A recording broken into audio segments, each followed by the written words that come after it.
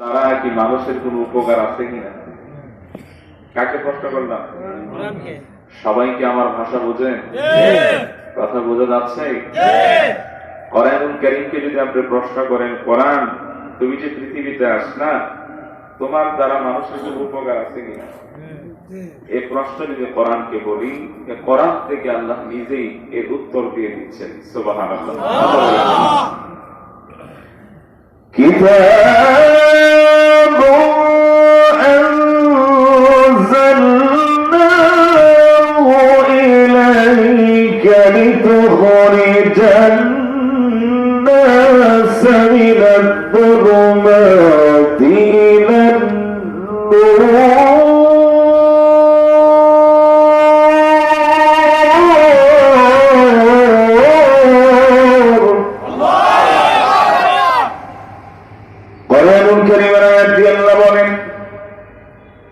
كتاب أنزلناه إليك لتخرج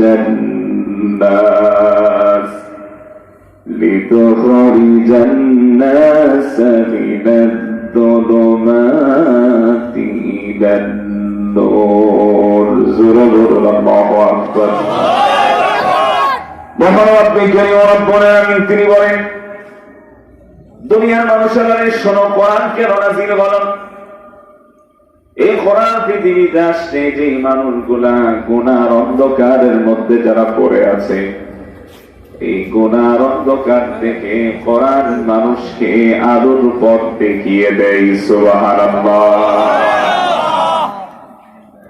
এবার বলুন তো, এখানে যারা আছেন, প্রশ্ন, কোরআন নাযিল হয়েছে কোন মাসে? সবাই বলুন কোন মাসে? এবার লক্ষ্য করুন, একই কথাটা যদি কোরআনুল কারীমকে যদি প্রশ্ন করুন, কোরআন তুমি কি বলতে পারবে তুমি কোন মাসে নাযিল হয়েছ?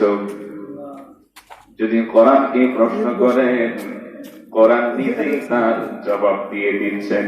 সুবহানাল্লাহ। কোরআন থেকে আল্লাহ বলেন,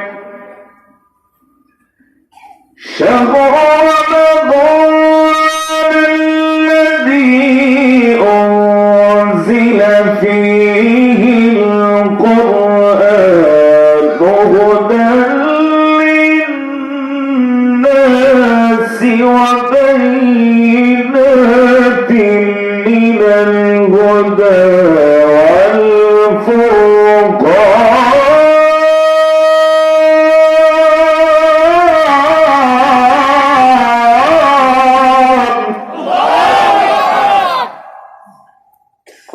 খারাপ লাগেনি?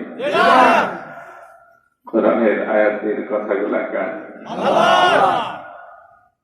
এমন মনে হচ্ছে এই বছরের মাহফিলে সবচাইতে কম মানুষ মনে হয় আপনারা।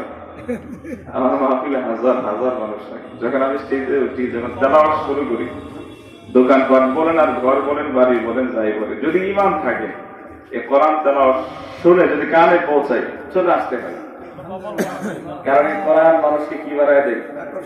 আকর্ষণ, ইমান বাড়ায় দেয়। তো ইমানদার যারা কেউ থাকতে পারে না, চলে আসে। তো এই কোরআন শুনলে কেমন লাগে?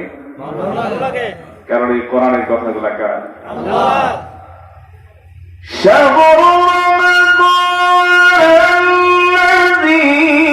উনজিলা ফীহিল কুরআনু হুদাল লিন-নাসি ওয়া বায়িনাতিন মিনাল হুদা ওয়াল ফুরকান।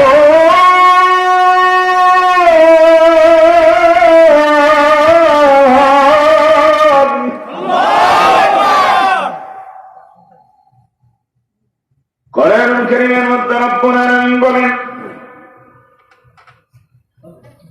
শাহরু রমাদানাল্লাযী উনজিলা ফীহিল কুরআনু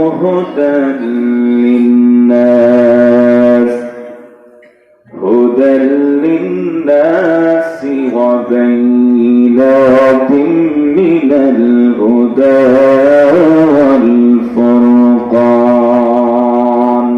জোরে বলুন আল্লাহু আকবার।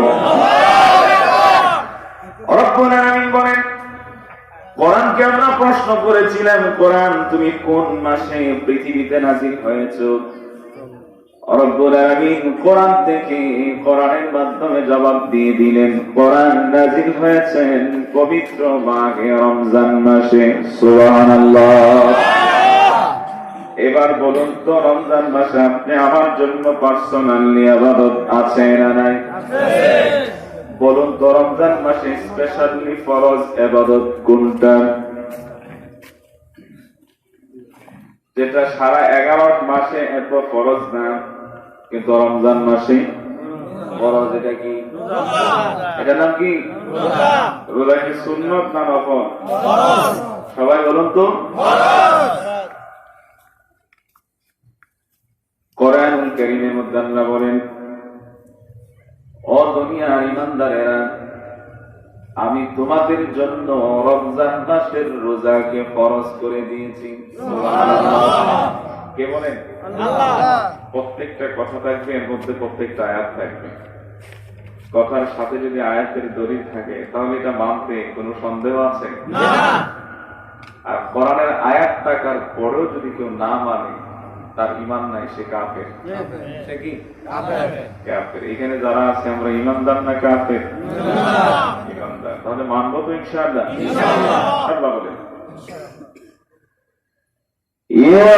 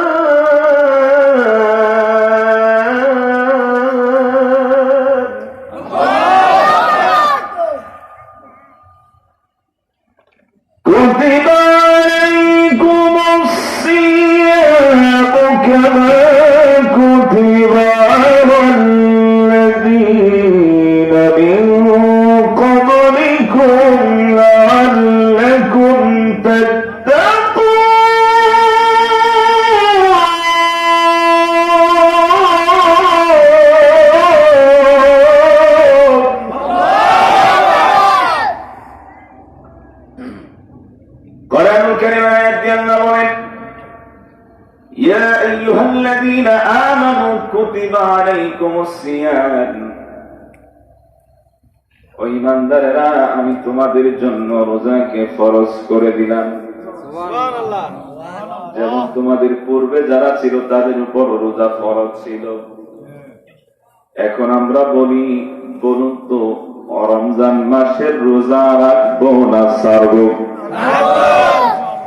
সবাই রাখবো তো ইনশাআল্লাহ। আল্লাহ আমাদের সবাইকে রমজান, আগামী রমজান পর্যন্ত হায়াত দান করুন এবং গোটা রমজানের 1 মাস আল্লাহর জন্য রোজা রাখার তৌফিক দান করুন। আমিন। যে এখন সরাসরি তাফসীরে চলে যাব। সূরাতুল হামিম সিজদা 20 নম্বর আয়াত। মহান রব বলেন, মানুষেরা যখন গুনাহ করে, মানুষ গুনাহ করবে একটা, এই গুনার বিরুদ্ধে সাক্ষী দাঁড়ায় যাবে 8টা। সবাই আছেন তো? গুনাহ কয়টা? এই গুনার বিরুদ্ধে সাক্ষী কয়টা? 8টা। এবার আসুন আমরা কোরআনের প্রত্যেকটা সাক্ষীর ব্যাপারে কোরআনের আয়াতের দলিল দিয়ে দিয়ে বলবো। কোন জায়গায় আছে এটা, কোন পারায় আছে, কয় নাম্বার আয়াত সহ বলবো। মনোযোগ সহকারে শুনবেন তো ইনশাআল্লাহ। কোরআনুল কারীমে 1 নাম্বার দলিল নেন। 8টা সাক্ষীর মধ্যে গুনার বিরুদ্ধে নাম্বার 1 সাক্ষী যেটা দাঁড়ায় যাবে, কোরআনুল কারীমে সূরাতুল জিলজালের 4 নাম্বার আয়াত দলিল আল্লাহ দেন। সূরাতুল জিলজালের 4 নাম্বার আয়াত দিয়ে আল্লাহ বলেন, يومئذ تحدث أخبارها। আল্লাহ রাব্বুল আলামিন বলে, দুনিয়ার মানুষেরা তোমরা কি জানো, তোমরা কখন, কোন সময়, কিভাবে, কেমনে তোমরা গুনাহ করো, যে অবস্থাতেই গুনাহ করো না কেন, এই গুনার বিরুদ্ধে নাম্বার ওয়ান সাক্ষী দাঁড়ায় যাবে তোমার বিরুদ্ধে এই জমিন। আমার বন্ধু, আমার বাবার পর্দার আড়ালে আমার মা ভয়েরা যারা আছেন, আজকে মাইকের আওয়াজ যারা শুনছেন, পর্দার আড়ালে আমার মা বোনেরা, অবলা সরলা সর্বগুণে গুণান্বিতা আমার মা বোনেরা, আমি সবাইকে দিল থেকে ক্লাসের নিয়তে একটা কথা আমি বলে যাব, মুখস্থ করার চেষ্টা করবেন আর জীবনের সাথে মিলাবেন। ঘুমান্ত বিবেককে একটু জাগ্রত করবেন, অবহেলিত এই বিবেককে একটু জাগ্রত করবেন। কারো জীবনে 50 বছর হয়ে গেল, কারো আবার 60 বছর, কারো আবার 30 বছর হয়ে গেল। জীবনে কত গুনাহ করলাম, গুনাহ আর গুনাহ, গুনাহ আর গুনাহ। এই গুনার প্রত্যেকটা বিরুদ্ধে কিন্তু সাক্ষী আছে, বিরুদ্ধে কিন্তু আল্লাহর সামনে সব বলে দিলেন।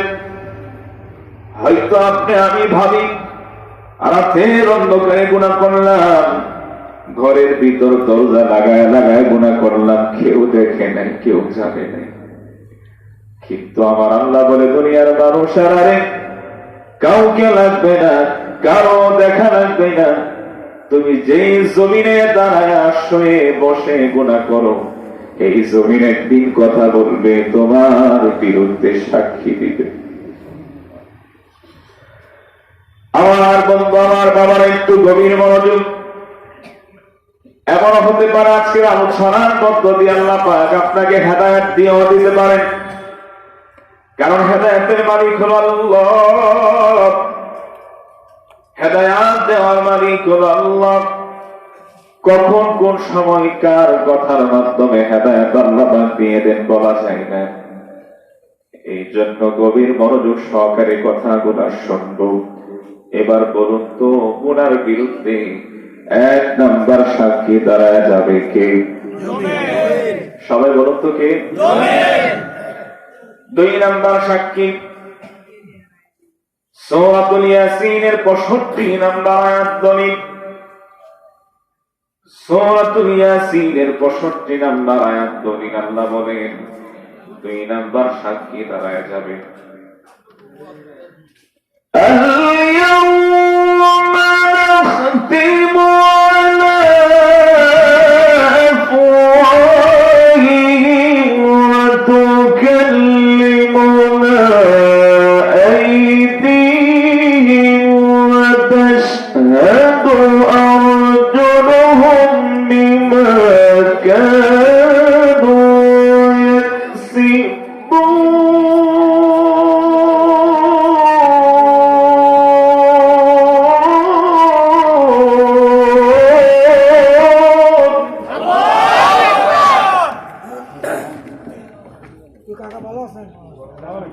কোরআনুল কারীমের মধ্যে আল্লাহ রাব্বুল আলামিন বলেন, আল-ইয়াওমা নাখতিমু আলা আফওয়াহিহিম ওয়া তুকাল্লিমুনা আইদিহিম ওয়া তাশহাদু আরজুলুহুম বিমা কানু ইয়াকসিবুন।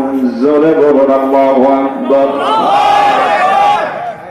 রব্বুল কারীম রব্বুল আলামিন বলেন, মানুষেরা যখন গুনাহ করে তার 2 নাম্বার তার বিরুদ্ধে সাক্ষী দাঁড়ায় যাবে, আল্লাহর সামনে সব বলে দিবে, সব প্রকাশ করে দিবে, ওপেন করে দিবে। রব্বুল আলামিন বলেন 2 নাম্বার সাক্ষী দিলে তার বিরুদ্ধে তার হাত। আপনি আমার হাত আছেন? আপনি হাত দিয়ে কি কি করলেন, কোথায় কোন ভাবে কি করলেন? এই হাতের একটা টিপসইয়ের মাধ্যমে অন্যের জমিকে নিজের করে নিলেন। এই হাতের একটা সিগনেচারের মাধ্যমে কোটি কোটি লক্ষ লক্ষ টাকা আপনি আত্মসাৎ করে নিলেন। এই হাত দিয়ে আপনি স্পর্শ করেছেন কোথায়, কোন জায়গায়, এটা কি হালাল ছিল না হারাম ছিল, কোন ভাবে হাতকে ব্যবহার করেছেন। আল্লাহ বলে যেই হাত দিয়ে তুমি গুনাহ করছো, যেই হাতের দ্বারা গুনাহ করছো, সেই হাত একদিন সব বলে দিবে। বিশ্বাস হয়নি আপনাদের? কেমনে বিশ্বাস হয়? হাত কি কথা বলতে পারে? কেমনে পারে? হাত জিজ্ঞেস করেন তো হাতে পারে কিনা।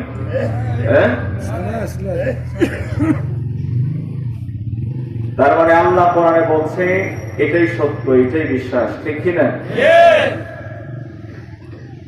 এই আল্লাহ তাআলা সূরাতুল ইয়াসিনের 65 নম্বর আয়াত দলিল, তিনি বলেন আমি হাসরের মাঠে মানুষগুলার যে কথা বলার যে জবান আছে না, এই জবান আমি আল্লাহ বন্ধ করে দেব। আল্লাহ বন্ধ করে দিবেন, স্ট্যাপ মেরে দিবেন। মেরে দেওয়ার পর আল্লাহ বলবে হ্যাঁ আমি আজকে তোমার এই জবান খুলে দিলাম। এই যে নাফরমান গুনাহগার পাপী, ও তুমি এই হাত দ্বারা কি কি করেছে, কোন জায়গায় করেছে, এটাকে রাতে করেছে না দিনে করেছে, কোন সময় করেছে, আমি আল্লাহ আজকে তোর জবান করে দিলাম, এই হাত তুই আজকে সব প্রকাশ করে দে।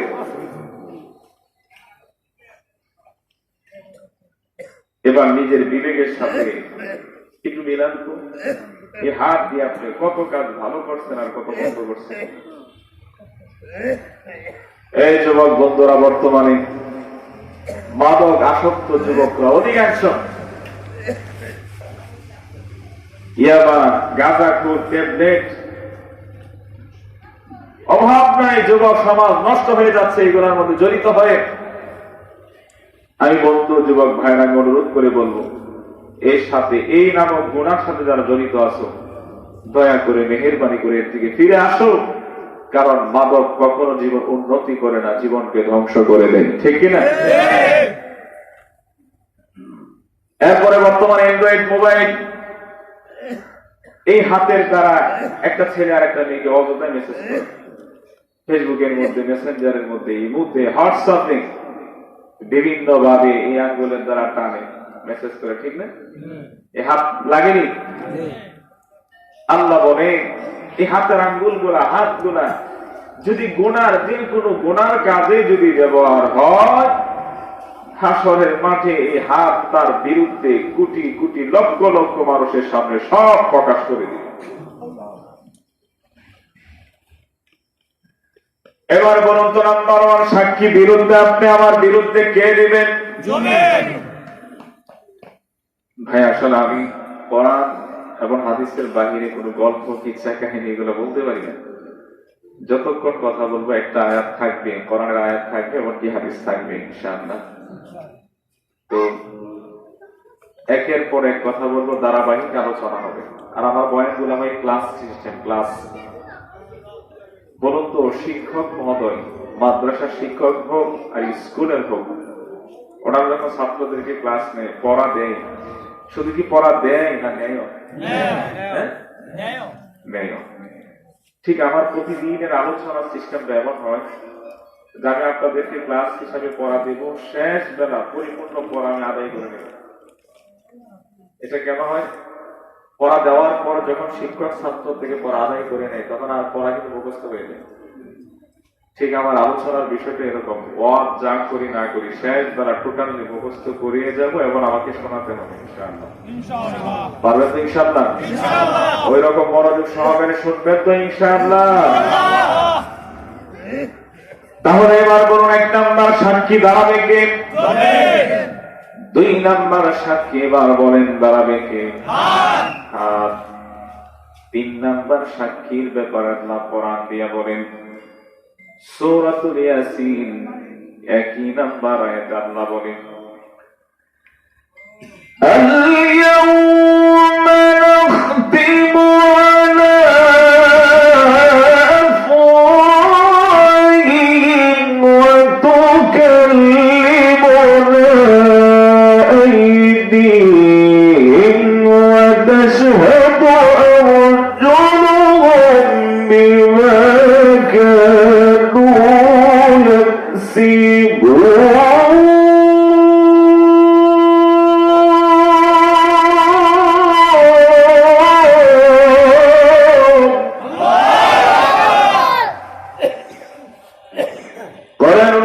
মধ্যে আল্লাহ রাব্বুল আলামিন এবার বলেন, দুনিয়ার মানুষেরা রে, তোমরা জানোনি তোমার গুনার বিরুদ্ধে 3 নাম্বার সাক্ষী আমি আল্লাহর সামনে কে দিবে জানোনি? আল্লাহ জানায় দিলেন, দুনিয়ার মানুষ শোনো, 3 নাম্বার সাক্ষী তোমার বিরুদ্ধে দাঁড়ায় যাবে তোমার পা। পাশেনি আপনি আমার সাথে? আপনাদের কি গোয়া হতেছেন? হ্যাঁ, 3 নাম্বার সাক্ষী দাঁড়ায় যাবে আপনি আমার পা। এই পা দিয়ে আমি হেঁটে হেঁটে কি গোড়ার কাজে গিয়েছিলাম কিনা, নাকি ন্যাক আমল করার জন্য, ন্যাক কাজ করার জন্য গিয়েছিলাম? আমি হেঁটে হেঁটে কি গান শোনার জন্য যাত্রা পাড়ায় গিয়েছিলাম কিনা, নাকি হেঁটে হেঁটে ওয়াজ মাহফিল কোরআন শোনার জন্য, কোরআনের বয়ান শোনার জন্য ওয়াজ মাহফিলে গিয়েছিলাম কিনা? আমি হেঁটে হেঁটে আল্লাহর ঘর মসজিদে গিয়েছিলাম নামাজ পড়ার জন্য কিনা, নাকি সিনেমা হলে সিনেমা দেখার জন্য গিয়েছিলাম কিনা? এই পা দিয়ে আমি হেঁটে হেঁটে কোন কাজে পাকে আমি ব্যবহার করলাম, এই পা দিয়ে আমি কি কি করলাম? ও যুবক বন্ধুরা, মুরব্বী বাবারা, আল্লাহ জানায় দিয়েছে এই পা কোথায় ব্যবহার করেছ, এই পা একদিন সব আমি আল্লাহর কাছে তোমার বিরুদ্ধে সব করে দিবে। ভাই কার বিরুদ্ধে বলি? আমার বিরুদ্ধে, মানে আমাকে বলছি, আমার বিরুদ্ধে আমার পা বলে দিবে। এবার একটু প্রশ্ন করেন তো, আমি হাতকে যত্ন করলাম, কত কি করলাম, এই পাকে ভালো রাখার জন্য কত কি করলাম, এই স্বাস্থ্যকে ভালো রাখার জন্য আমি কত ভালো মন্দ খাবার খেলাম, যেন আমার হাত ভালো থাকে, পা যেন সুস্থ থাকে। হায় আফসোস, এত কিছু করলাম আমার হাতকে বাঁচানোর জন্য, পাকে বাঁচানোর জন্য, আজকে আমার পা, আমার হাত আমার বিরুদ্ধে সাক্ষী দিবে। হে যুবক বন্ধু, আমি যখন সূরাতুল হামিম সিজদা 20 নম্বর আয়াতের তাফসীর যখন ইবনে কাসিরের মধ্যে যখন পড়তেছিলাম, আল্লাহ 7 নাম্বার সাক্ষী যেটা দাঁড় করাবে, 7 নাম্বার সাক্ষী তাফসীর পড়ার পরে নিজের গায়ের রূপগুলা দাঁড়ায় যায়, ভয় চলে আসে, কেমন জানি চোখের পানিগুলা চলে আসে। আল্লাহ, আমি তো সব দিক থেকে ধরার, আল্লাহ সেই কিয়ামতের দিন আমার অবস্থা কেমন হবে? আমার বন্ধু, আমার বাবা, শুধু সারা রাত ওয়াজ শুনলেন কিন্তু আমলে পরিণত করেন নাই। ওয়াজ দিয়ে কি হবে ভাই? আমি এখানে বসে ইখলাসের নিয়তে কথা বলবো, আপনারাও ইখলাসের নিয়তে শুনবেন। আল্লাহ পাক যেন এই কথাগুলা যা বলবো, যা শুনবো, সবাইকে যেন মানার তৌফিক দান করেন, বলেন আমিন। তাহলে আল্লাহ রাব্বুল আলামিন এবার বলেন, 3 নাম্বার সাক্ষী দাঁড়ায় যাবে, আপনি আমার পা আমার বিরুদ্ধে, আপনার বিরুদ্ধে সাক্ষী দিবেন। এই পা কথা বলতে আল্লাহ জবান খুলে দিবেন। এখন এমন মানুষ যদি কেউ থাকে, পা তো কথা বলতে পারে না, পা কেমনে সাক্ষী দিবে? বিশ্বাস হয় না।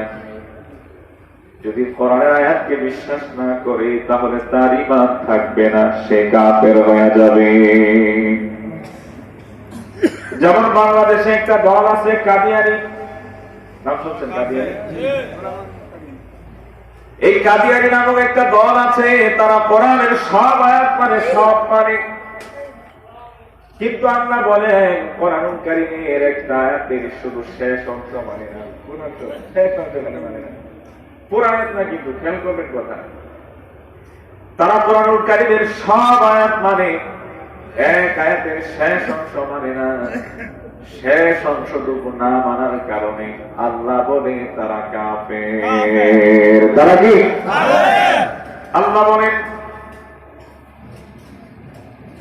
মা কানা মুহাম্মাদুন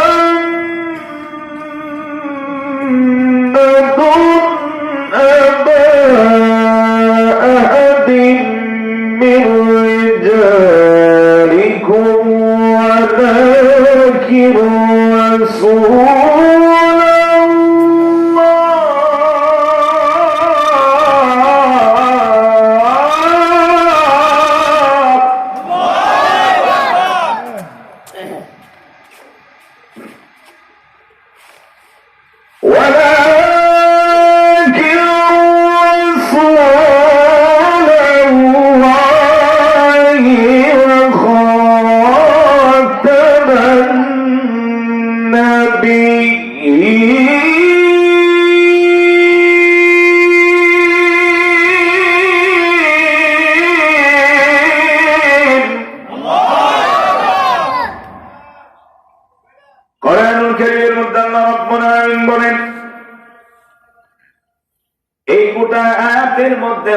ওয়ালাকিন এই শেষ শব্দটা তারা মানে না।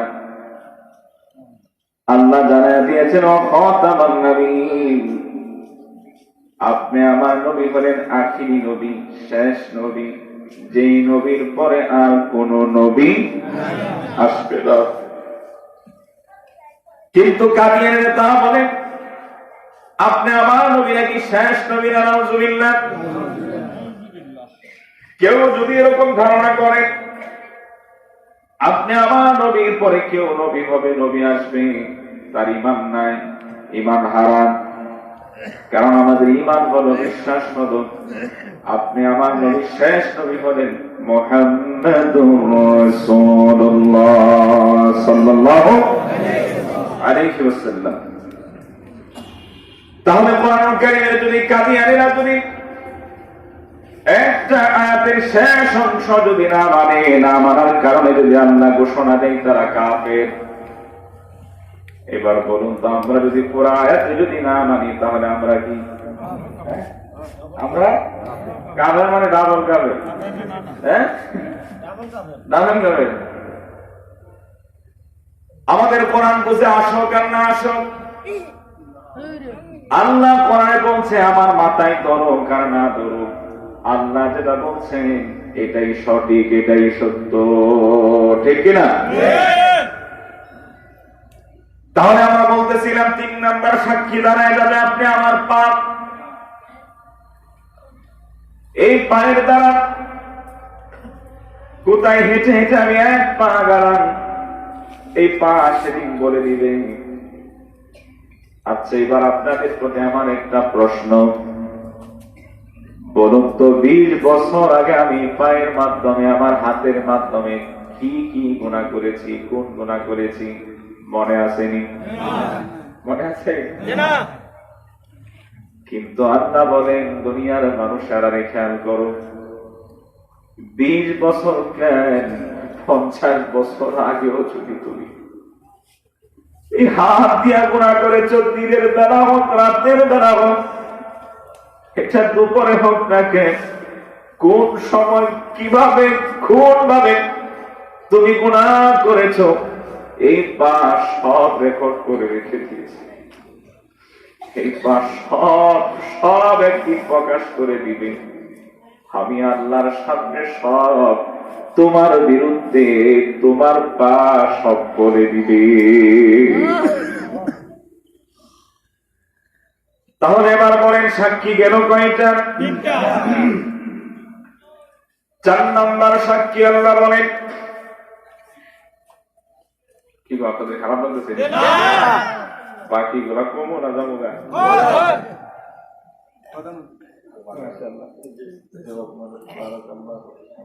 দোয়া করি আল্লাহ হায়াতে বরকত দান করুন। খুব মনোযোগ সহকারে শুনতেছেন। আল্লাহ আমাদের আজকের এই প্রধান অতিথি আল্লাহ তাআলা দীর্ঘ নেক হায়াত দারাজ করুন। ওনার মা বাবার জীবনের সমস্ত গুনাহগুলো মাফ করে দেন বলেন আমিন। আজকের এই মাহফিলের সম্মানিত সভাপতি সাহেব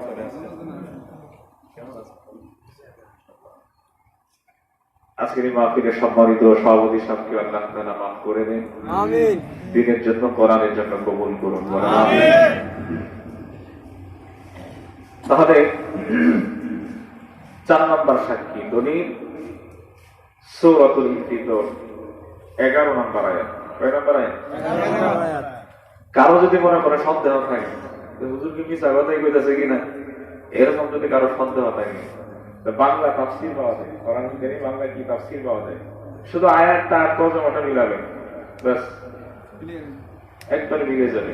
এত ব্যাখ্যা বিশ্লেষণ তো আপনারা পারবেন না, শুধু খালি তরজমাটা একটু কি করবেন, মিলাবেন। আল্লাহর কোরআনের কথা সব সত্য, এখানে কোনো মিথ্যা নাই। 4 নম্বর সাক্ষী আল্লাহ বলেন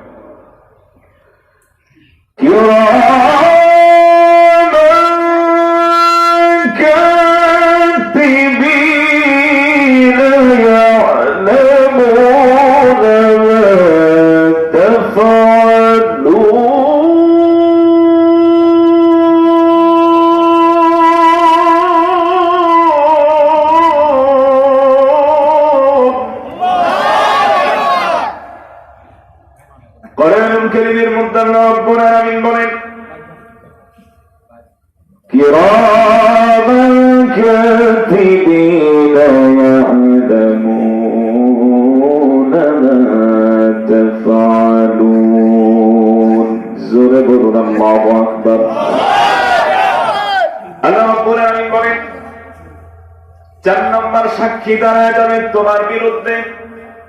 আমি রব্বুল আলামিন তোমাদের কাদের মধ্যে সম্মানিত লেখক রেখে দিলাম, সিসি ক্যামেরা রেখে দিয়েছি। তুমি যা বলো, তুমি যা করো, যেইভাবে করো না কেন, কোন অবস্থাতে করো, সম্মানিত লেখকরা সব দেখে ফেলে। বলুন তো আমাদের বাংলাদেশের সাংবাদিকের কাজ কি? সাংবাদিকদের কাজ কি? তাদের কাজ হলো লেখালেখি, কখন কোন জায়গায় কি নিউজ আসে সব লেখে পত্রিকা এটা ছেড়ে দেয়, কি করে দেয়, মানে প্রকাশ করে দেয়। আল্লাহ বলেন দুনিয়ার সাংবাদিকদের কাজ হলো লেখালেখি করা, লেখালেখি করে এটা ঘর ভর্তি করে রেখে দেওয়া। এমন নাকি কথা বলছেন? সাংবাদিকের কাজ কি? যে লেখে রেখে ঘরের ভিতর মানে রেখে দেওয়া, এরকম? এটা কি করে? এটা কি করে? প্রকাশ করেন, প্রকাশ করে দেয়, ওপেন করে দেয়। কি করে দেয়? ওপেন করে দেয়। ঠিক আল্লাহ বলেন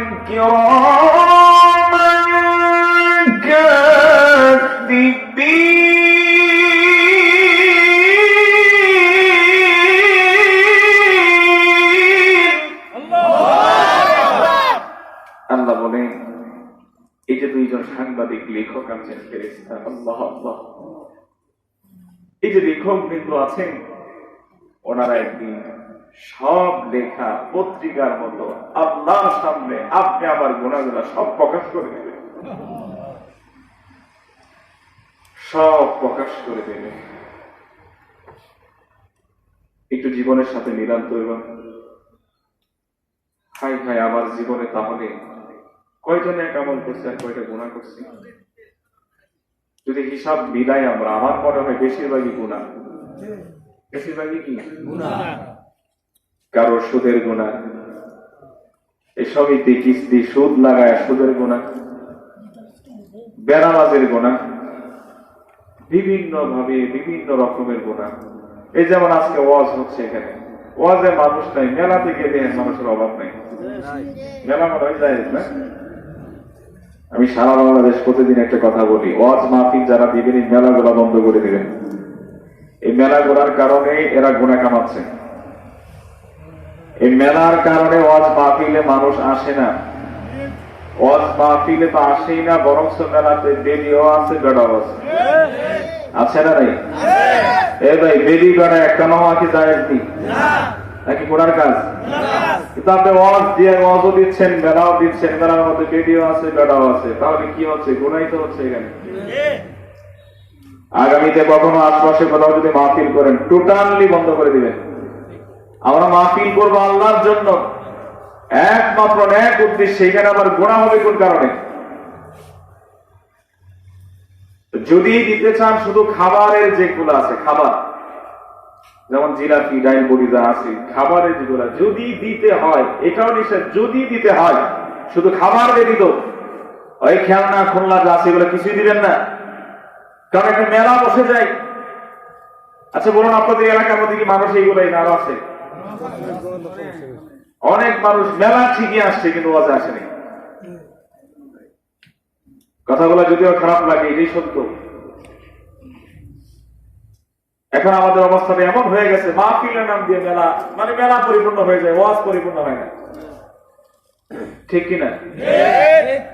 যুবক বন্ধুরা, অনুরোধ হাতে করে পায়ে ধরে বলে যায়, আল্লাহর জন্য ওয়াজ দেওয়া, এটা যেন আল্লাহ সন্তুষ্টি হয়, এখানে যেন গুনার কোন আশঙ্কা যেন না হয়।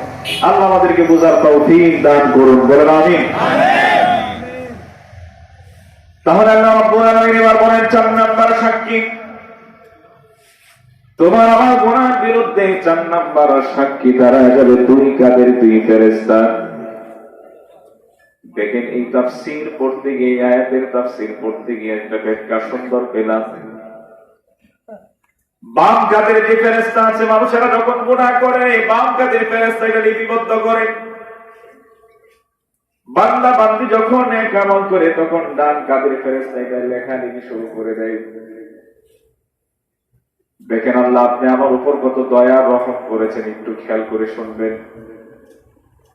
বান্দা বান্দি যখন একটা নেক কাজ করে ডান কাদের ফেরেশতা সাথে সাথে এটা লিখে নেই, লিপিবদ্ধ করে নেই। সুবহানাল্লাহ। রব্বুল আলামিন বলেন, বান্দা বান্দি যখন একটা নেক আমল করে আমি আল্লাহ তাআলা তাদের আমলনামায় কারো কারো আমলনামায় 10 গুণ বাড়ায় দেই, কারো কারো আমলনামায় আমি আল্লাহ 70 গুণ বাড়ায় দেই। সুবহানাল্লাহ। দেখেন বান্দা বান্দি যখন নেক আমল করে ডান কাদের ফেরেশতা সাথে সাথে লিখে নেয়, কিন্তু বান্দা বান্দি যখন গুনাহ করে বাম কাদের ফেরেশতা ডান কাদের ফেরেশতাকে জিজ্ঞাসা করে, উক্তু আমি কি লিখবো? ডান কাদের ফেরেশতা বলে, লা উক্তু তুমি লিখবা না। কিছুক্ষণ পর আবার বাম কাদের ফেরেশতা বলে, উক্তু আমি কি লিখবো? ডান কাদের ফেরেশতা আবার বলে, লা উক্তু তুমি লিখবা না। এভাবে 2-3 বার যখন প্রশ্ন করা হয়, ডান কাদের ফেরেশতা এবার বলে, ওই বান্দা বান্দি কি এখনো কি তওবা করে নাই? বাম কাদের ফেরেশতা বলে, না না না, ও তো এখনো তওবা করে নাই। ওই মুহূর্তে ডান কাদের ফেরেশতা বলে, উক্তু এবার তুমি লেখো। এখানে আমরা কি বুঝলাম? নেক আমল করলে সাথে সাথে ফেরেশতা লিখে নেয়, কিন্তু গুনাহ করলে আল্লাহ একটু সময় দেয়। এই ফেরেশতা অপেক্ষা কর, দেখ আমার বান্দা বান্দি তওবা করে কিনা।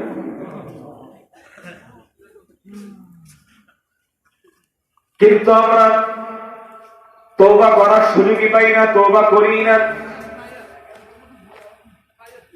আল্লাহ তওবা করার সুযোগ দিয়েছেন, এরপরও তওবা করি না। আল্লাহ বলেন, দুনিয়ার মানুষেরা রে, তুই গুনাহ করছ, তওবা করা আশায় ছিলাম, তওবা করলে আমি আল্লাহ মাফ করে দিতাম, কি তুই তওবা করিস নাই। তোর আমল নামাজ আমার হাতে চলে আসছে, 2 কাঁধে 2 ফেরেশতা সম্মানিত লেখকরা আজকে তোর বিরুদ্ধে সাক্ষী দিবে। আমার যুবক বন্ধুরা, আমার বাবারা, এখানে অনেকে আছে দিনকে দিন চলে যাচ্ছে, রাতকে রাত চলে যাচ্ছে। এমনও মানুষ আছে আমার এই কপাল ফজরের নামাজের সেজদায় লাগে। মাসকে মাস চলে গেছে, বছরকে বছর চলে যায়, ফজরের নামাজের সেজদায় কপাল দেয় নাই।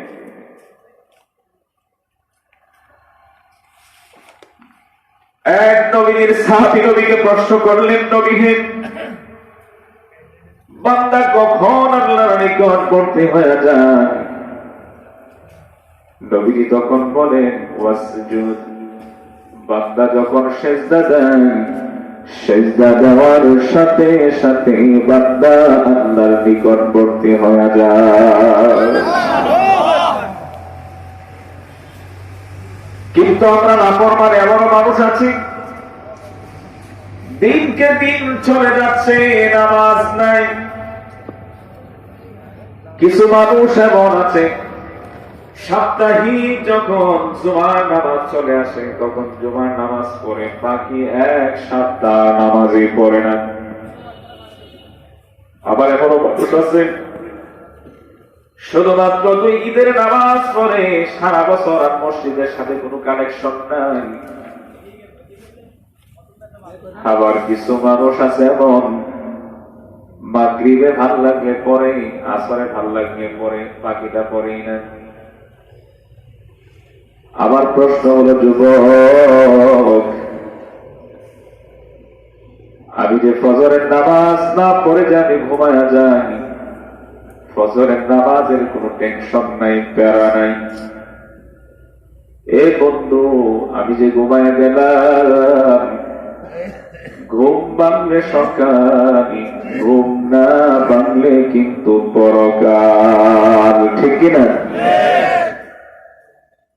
এই যুবক বন্ধু, আমি যে নিশ্চিন্তে ঘুমায় গেলাম,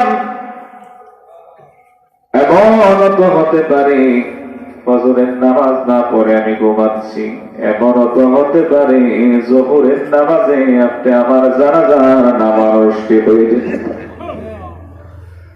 জানাজার নামাজ অনুষ্ঠিত হয়ে যেতে পারে, ঠিক কিনা? কেমন করে ঘুমাও তুমি, কেমন করে ঘুমাও তুমি, ও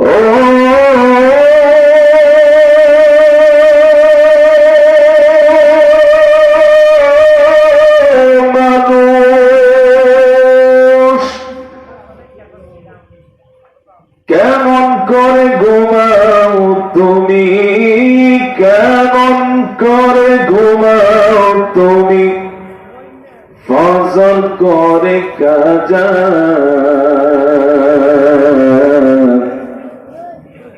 এমন তো হতে পারে তোমার জোহরে জানাজা, তোমার এমন তো হতে পারে জোহরে জানাজা।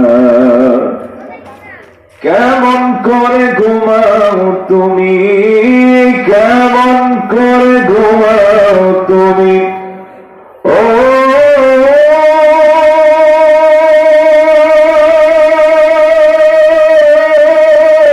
মানুষ,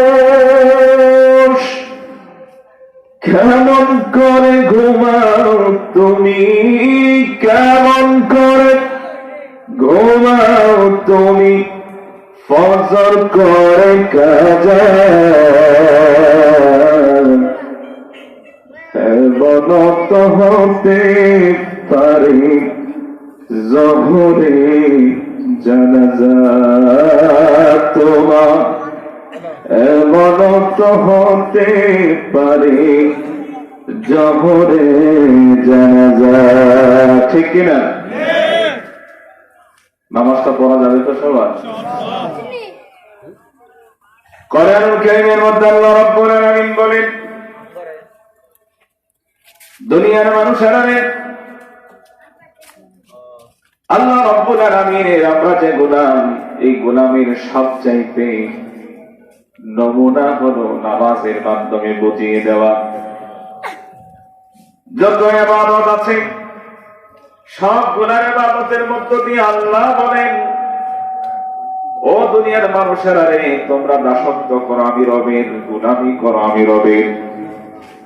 এই গোলামির সবচাইতে উত্তম নমুনা হলো নামাজ। বলো তো কি? আল্লাহ বলেন,